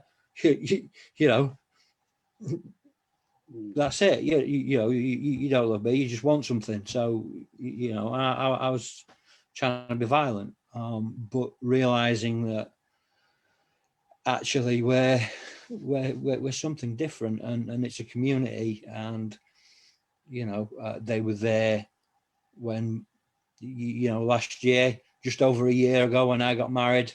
My church gathered and stood round us. They helped us put on a lovely do. Nobody wanted to help me. I had to do it all myself. But doing that meant that I had to stop trying to become a good man, because once I stopped trying to become a good man and handed it over to God, I became something else. Yeah, well, there's an old saying that says that Jesus didn't come to make bad men good. He came to make dead men alive. Mm. Yeah. You know, like the prodigal son. You know, I'm sure even atheists out there would have heard of the story of the prodigal son. You know, but there you've got this son that asks his father for his inheritance. He wants it early. He can't wait for him to die. He wants it now. And he's got an older brother, and traditionally in Jewish times there, the older brother got 2/3 and the younger brother got 1/3. And the father, well, he gives him his inheritance. And the Bible says that he heads off to a foreign land and he squandered his money on wild living and prostitutes. And then when he was skint, and he was starving. Well, when he was skint, he lost all his friends, so he had no friends. And then he's starving, and the only job he could get was feeding pigs. Now, Jewish people and pigs, they don't mix. A little bit like Muslims and pork, you know, it doesn't mix. And there he was feeding pigs, and he was so hungry, he even contemplated eating the pigs' foods. And then he remembered even the servants in his father's house had food on their tables. And there was this moment of repentance in his heart. He said, I'm going to go back to my father, and I'm going to tell him, I'm going to say, I've sinned against heaven and I've sinned against you. Please forgive me and make me as one of your servants. Then he heads back on this arduous journey. So what we see is the gospel in play itself here. So we have the father who represents God. We have the son who's turned away. Now we also have the older brother who turns out to be one of the religious mob, right, in the story. Because don't forget, he got his 2/3. So and also we know that the older brother must have went, while it was Jewish custom, the older brother would be sent to bring the son home. And he's gone and he's failed to do that. And he's reported back to his father because the son now heads back on this journey, in this long, arduous journey. And the Bible says that the father saw him while he was a long way off, which tells me he was watching out for him every single day, waiting desperately for his son to return. And when the father sees him, he runs to the son. Now, Jewish men in those days didn't run. It was uncouth to run. And also you would have to hitch up they had these it was like a skirt, a big long dress on. They would have to hitch it up. And it was uncouth to show your legs below the knees and all of that. So, but this father didn't care. He runs to the son, who's stinking of pigs and sweat. He's got no shoes on his feet. And he says he falls on his neck and he covers him in kisses. And he calls for his servants to get a robe and they put it around him, which actually represents the robe of righteousness, that we are made righteous in Christ alone, that we can't earn it.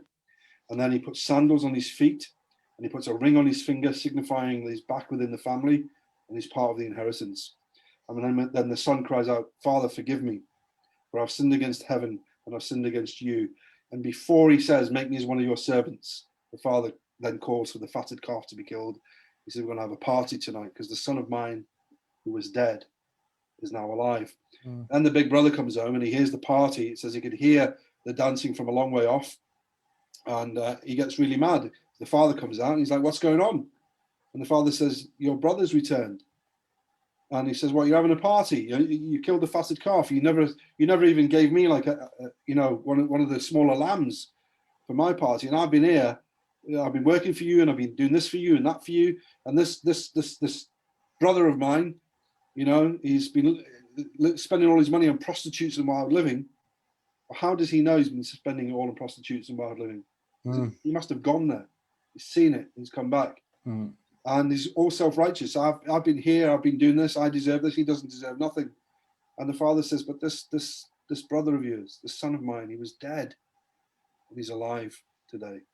And that's why we're having that. So there you see the whole gospel in play, turning away from God, turning away from the Father, doing what you want to do with your life, wild living.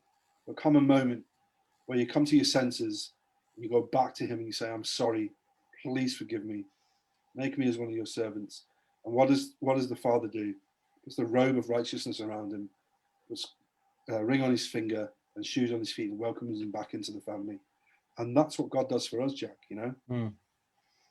Yeah, I mean, the thing I tend to get is, I'm changed, but I'm still this I won't say there's some of the old me, but there's my personality in there, and I swear and I make mistakes, and some people hold me sort of higher than well, you're a Christian, you shouldn't swear, you shouldn't do this, you shouldn't do that, and I tend it used to give me a lot of guilt and shame. That was the biggest thing that sat on me, that unforgiveness of self. Yeah. I, you know, I'm The not thing is, perfect. in a way, None of us are. no, we're not. Definitely not. You know, we all fall down. But in a way, they're right, because when you look at the attributes of a Christian who's walking with Christ, someone who's walking with Christ won't always be swearing, won't always be getting drunk, won't always be doing things. There will be evidence of change. And when you come to Christ, there should be some evidence that the bad things are happening less and less and less, and that there's a change happening. But that's the point. It's a change. For some people, it's overnight. Like they stop taking drugs and drink and they don't swear, and it's like overnight. And others, it's a process. And so you're on a journey. You're just a baby Christian, Jack, you know, and so am I. And I'm 13 years in. I'm still a baby Christian, and we make mistakes. But people will hold you up when you do make a mistake. They go, you're a Christian. You ain't supposed to do that. And the thing is, I say, you know what I say to them? You know what? Thank you, mate. Honestly, I want to thank you for reminding me of that, because you're right. I shouldn't act that way. I shouldn't have had that threatening attitude or had that bad attitude I had. You know, thank you. And then I'll take that and I'll say, you know, God, I need help with this, because like I opened my mouth today and I said something I shouldn't have said, or I had a bad attitude with someone. Please, will you help me with that? Will you take that away from me? You see, I think when I meet guys who tell me they're Christians today, I'm like, how long have you been a Christian, mate? You know, like, oh, 10 years. But they're effing and blinding all the time. They're getting drunk. They're partying. And I'm like, you know what? That's not how Christians behave. It is not. Simple fact. That is not how we're supposed to behave. I could understand if they said, I've been a Christian 6 months or a year, or I'm like 2 years into it and I'm struggling, I'm learning my faith, I'm working out, as the Bible says, working out my salvation. But if there's no change whatsoever, No. I want that guy to look in the mirror and say, ask yourself the question, have you seriously and properly and genuinely surrendered your life to Christ? Because if you have, there'll be evidence in that. It's like being married, you know. How long have you been married now, Jack? Just over a year. So I got married on legally on the 28th of November last year. And then we had our church do on the Saturday, which was the 30th, where we were prayed for by our community, by the church, by the elders, by our friends. That's wonderful. So yeah. Please, but you're married, right? Now, yeah. The evidence of you being married is I can see you've got a wedding ring on. You'll have a marriage certificate. You have a wife who you love. Yeah. And you know, if I said to you now, would you contemplate cheating on your wife, or how would you feel if she cheated on you? Well, that would be a very painful thing to contemplate. And I would hope, I know that you're going to say to me, I'll never cheat on her. I love her. Okay. If you went out tomorrow night and you cheated on your wife with another woman and you did the same the following night, that would be evidence that you don't really love her like you're professing to, right? Yeah, you might be wearing the ring, you might be married on paper, but the fruit of your life is that you're cheating on her, which tells me that you don't really love that woman the way you're making out you do. That would be the evidence of that, right? And I think many Christians can live a hypocritical lifestyle where they wear the ring. In other words, they go to church, they sing the songs, they might be members of the church, but on a Monday, they go back to life as normal. There's no change. They go back to their normal lifestyle. And for me, that's kind of like cheating on your wife. It's like cheating on your wife, you know? And you got to put that right. And so how do we put that right? If, say, for instance, with you, if you're still having problems with swearing or certain attitudes, you're a Christian, but you're also a man. And you're not perfect, and I'm not perfect, and you're going to make mistakes. But it's recognizing those things and saying, you know what? Like, I know I'm still swearing. I know it doesn't give a good witness. I know it's a bad witness to people like, oh, I thought you was a Christian, but you're effing and blinding all the time. And doesn't your Bible say that, you know, what comes out of a man's mouth is an overflow of his heart, and that you shouldn't blaspheme and use these words? I'll tell you what, I used to get annoyed at that because I made so many mistakes at first, mate. Honestly, I even battered a couple of junkies, and I was supposed to be a Christian. Right? They got a mate of mine hooked, and I went around, I battered them, and then I had to go away and go, what am I doing? I'm supposed to be a Christian. Why am I behaving that way? I made so many mistakes. But I'd get annoyed when people said, I thought you was a Christian and all that. You're supposed to be, you're writing a book and all that, right? I changed my attitude in that one. And I would then genuinely thank them. I'd thank them and say, you know what, Jack, mate, honestly, thank you for pointing that out.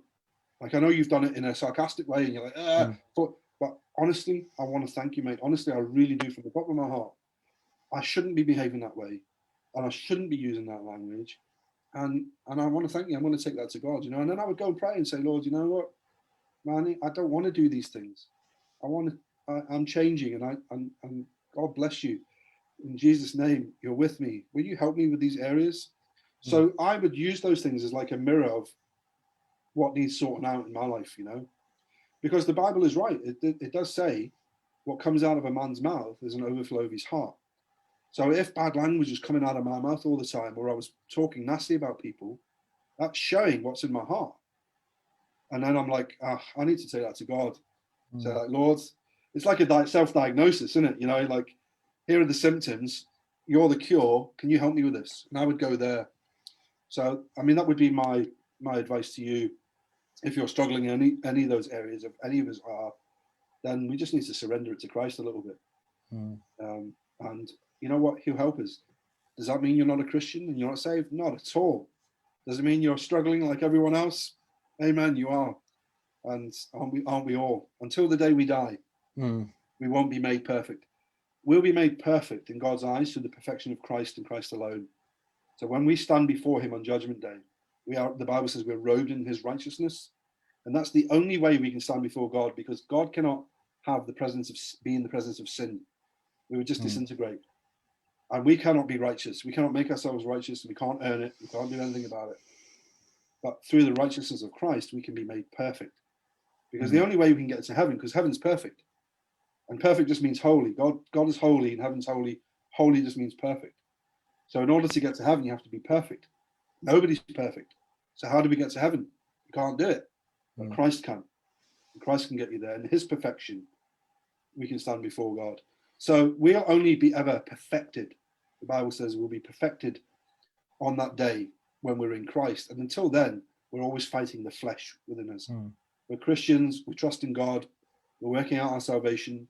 We're trying to be learning to be more Christ-like, to follow him and be a genuine disciple. But we're going to make mistakes along the way.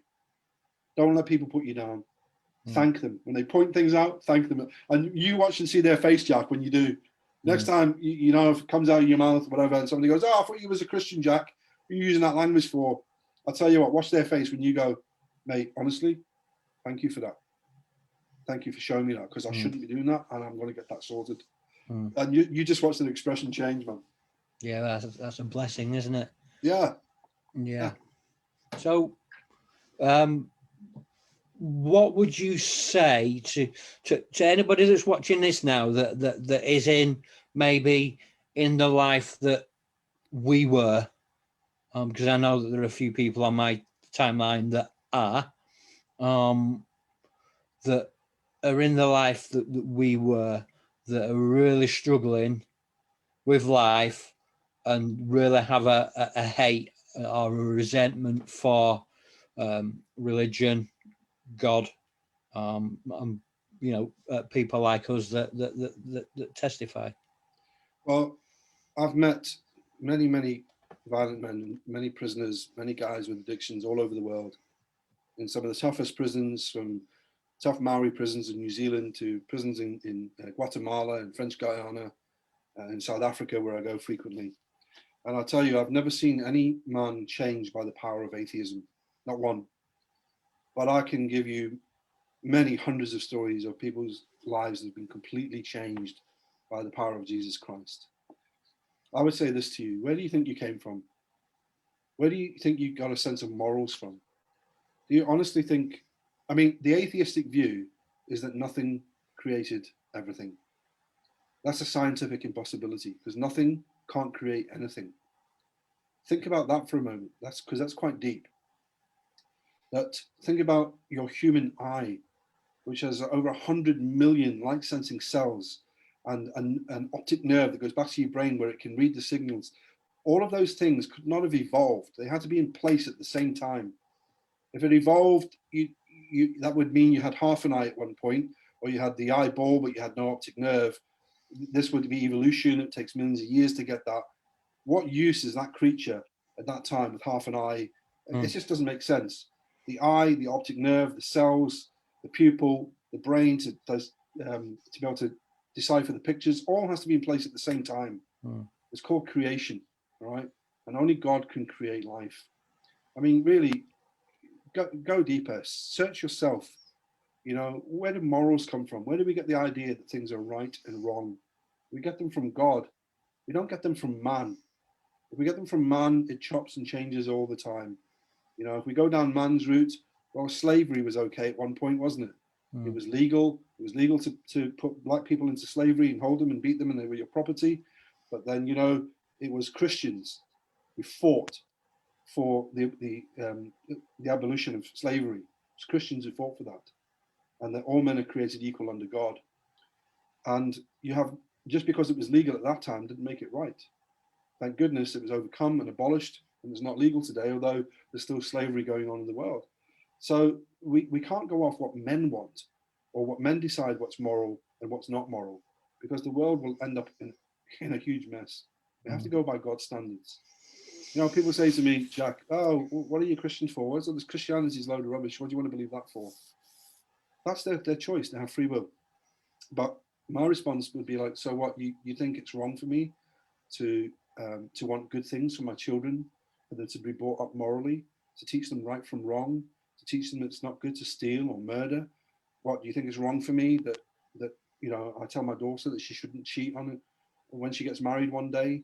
She should marry a nice guy, and that, well, all of these things, the Christian concepts of life, of being faithful, of being married, of being, you know, keeping sex within the marriage. Because look what happens when we move outside of God's will for what marriage is. We end up with promiscuity, we end up with sexually transmitted diseases, we end up with single mums, fathers who are completely absent, and look at what that's done to society. I mean, most of the guys that I meet in prison are in prison because they don't have fathers in their lives, you know. And so when we operate outside of what God's will is, we make a mess. The world isn't a mess. Just ask yourselves why the world isn't a mess. Test the Bible. There are so many prophecies in the Bible that predicted the coming of Christ. It's too many to be even calculated that you couldn't even get a bookie to take a bet on 5 or 6 of these prophecies coming true. So many of them have come true. And then ask yourself the bigger questions. If there is a God, then how do I come to know him? If Jesus Christ did come to this world, and Jesus said that no one can come to the Father unless they come through me, that's quite exclusive. There's no other road that leads to heaven but Christ himself. He said that. You know, people say, oh, many roads lead to heaven. Well, that's just not true. It's not true. Do all roads lead to London? Well, they don't. Some roads lead here to East Sussex, where I live, you know. So it's not common sense to think that all roads lead to heaven. Jesus himself said, no one can come to the Father unless they can come through me. I would invite you, if you're in a position where your life is just a mess, but you feel something, you know it's not right, I would invite you to find out more, find out who God is, you know, find yourself. It's hard right now with the lockdown to find a church that's open, but go online, use a computer, try and find some really good preachers. There's some good preachers out there, you know. But also, why don't you try this? Why don't you tonight just close your eyes, just put your hands up and cry out to God and say, God, if you're real, show me. I need you. I'm messing this life up. I've ruined relationships. I'm ruining my life. I'm hurting people. I can't do this anymore. Please show me you're real. Be genuine in that. Beg him to show you, you know. He said if you knock, he'll open the door. All right? Cry out to God and say, Jesus, please show me you're real. I just need your help. It doesn't have to be some big, long, eloquent prayer that you learn in church. Let's be real with God. Ask him to reveal himself to you and mean it. And I promise you, he will reveal himself to you. He will intervene and he'll put people in your way. In fact, the very fact that you're watching this right now shows to me that God has got something he's trying to say to you.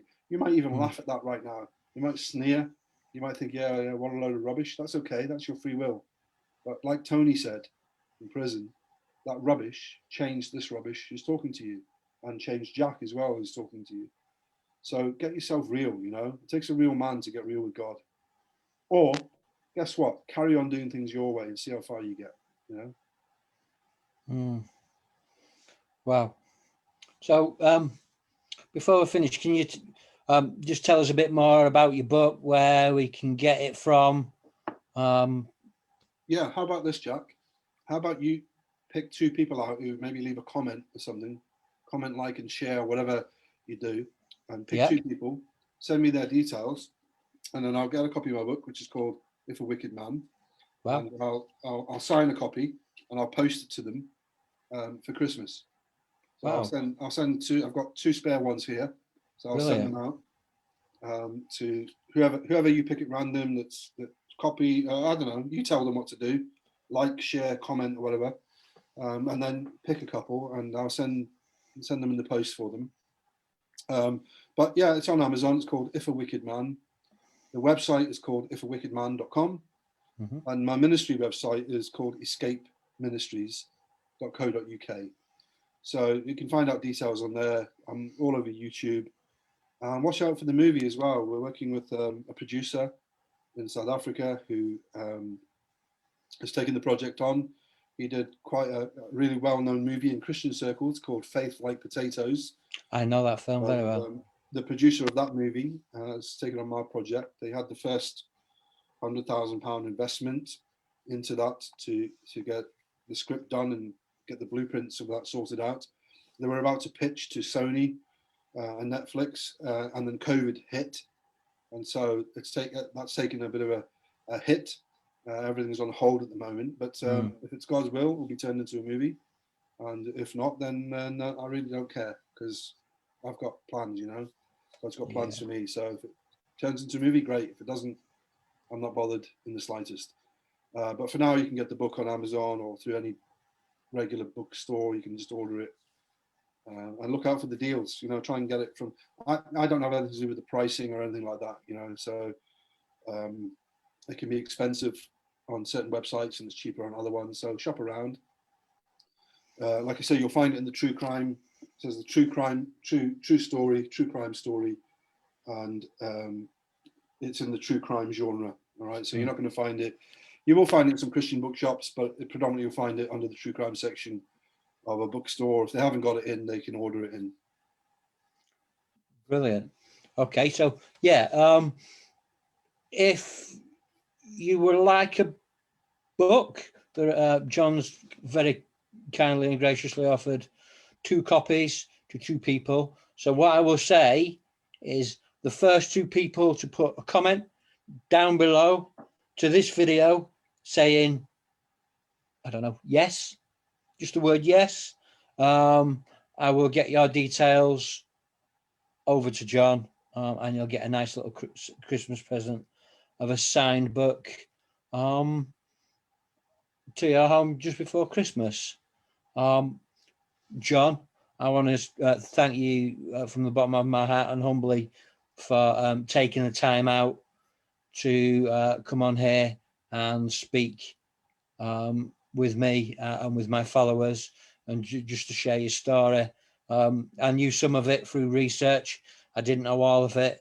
I'm humbled that you allowed me to use my platform to get your story across. What I'm going to do now is I will end the live and then we'll just have a debrief, and then yeah. Well, thank you all for watching, and I really mean it. You know, I pray that you'll be blessed by God this Christmas time, that there'll be some changes happening even now as we're speaking, really. For those of you who are not able to be with your children for whatever family breakdowns, relationships, I really have a burden for you. I'm going to pray afterwards that there'll be a healing and restoration in those relationships. I'm really burdened for you guys, particularly you guys out there who may be not able to spend Christmas with your kids, you know. I'm going to spend some time in prayer if that's you. And anything else you need prayer with, or if you just want to have a chat, or you want to talk about God, if you even want to come on and say, I don't believe in him, give me some evidence, then through If a Wicked Man or Escape Ministries, there's contact details there. If anybody wants me to come and speak, you know, I speak in rehab schools, I speak in youth centres, prisons, churches, after dinner speaking, anything like that. I'm at your service. I don't come with a fee or a cost. Hey, you know, if you can cover the fuel, the petrol, or if I've got to stay overnight, you can give me a room, that would be great. If you want to give me a gift, I'll snatch your hand off because I could do with it. And if you know people that can help get me from A to B to different countries, then yeah, get in touch. You know, I don't make a big thing about money or anything like that, but some people can help others out or put you in touch with somebody who can maybe get you cheap airfare, or they know a pilot. I don't know, who knows? But I really need help. That's the only help I need. I don't need things. I don't need, you know, big fancy cars, this, that, and the other. I don't have any of that. I desperately need to get from A to B to reach people. So if there's anybody out there that can use me or can be useful to anyone or can help with logistics of travel, then please get in touch through the website. So all my contact details are there. Brilliant. Thanks, John. I will say goodbye to all those that are watching. If anybody's still here, thank you for persevering. I will see you again on the next episode. And yeah, thanks for coming. I'm humbled that you allow me to speak to you, and you allow me to bring people with extraordinary stories. And that's how ShedX was born. So yeah, thank you from the bottom of my heart. And I love you all for that. So I will say goodbye on live, and I will continue to speak to John for a little while, and we'll arrange something about the books. Cheers, guys.